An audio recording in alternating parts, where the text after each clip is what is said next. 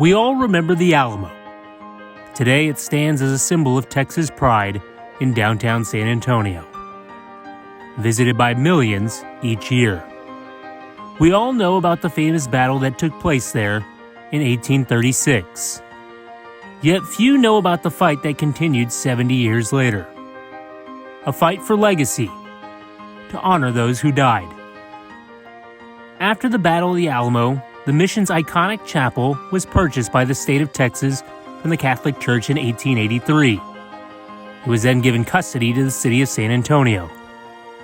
Next to the chapel were the Long Barracks, a place many believe the defenders of the Alamo retreated during the siege.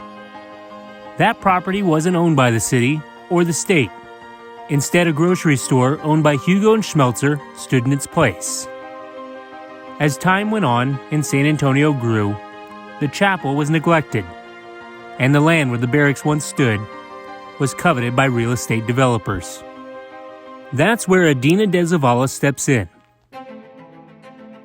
The local school teacher was the granddaughter of Lorenzo de Zavala, the first vice president of the Republic of Texas. De Zavala described herself as a jealous lover of Texas history. She was a strong proponent for a statewide recognition of Texas Independence Day. But her biggest project was saving San Antonio's 5 Spanish missions, including the Alamo. In 1887, she created a group called the De Zavala Daughters, a group dedicated to preserving Texas history, and later a chapter of the Daughters of the Republic of Texas.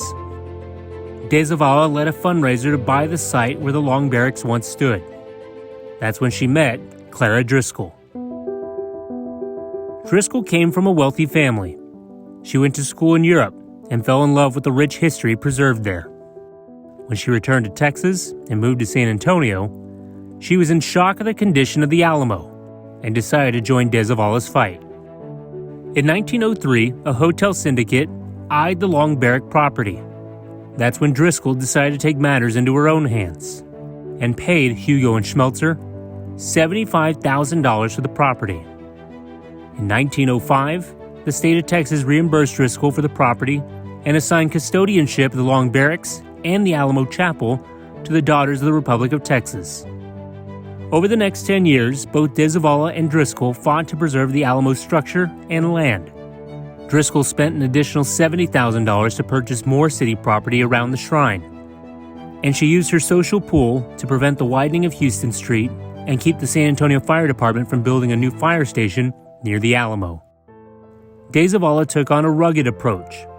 After the Daughters of the Republic of Texas considered tearing down the Long Barracks to build a park, De Zavala locked herself inside the old grocery store warehouse, claiming the building covered the original structure. After 3 days in the dark, rat-infested building, Texas Governor Oscar Branch Colquitt ordered the barracks to be restored to its original condition.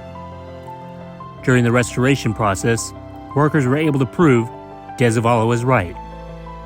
Driscoll passed away in 1945, known as the savior of the Alamo. Her body was allowed to lie in state in the Alamo Chapel. De Zavala did not receive the same honor when she died a few years later. But as a tribute, she was carried past the Alamo one last time. Today, both women are recognized on the grounds of the Alamo for millions of visitors to see.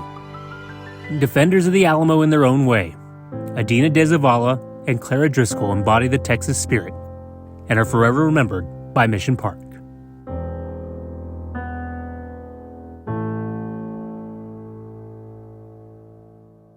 At Mission Park and Mission Park Cares, we'd like to bring you more programming each and every week. Yes, just subscribe here or catch us every Sunday morning on Fox 29.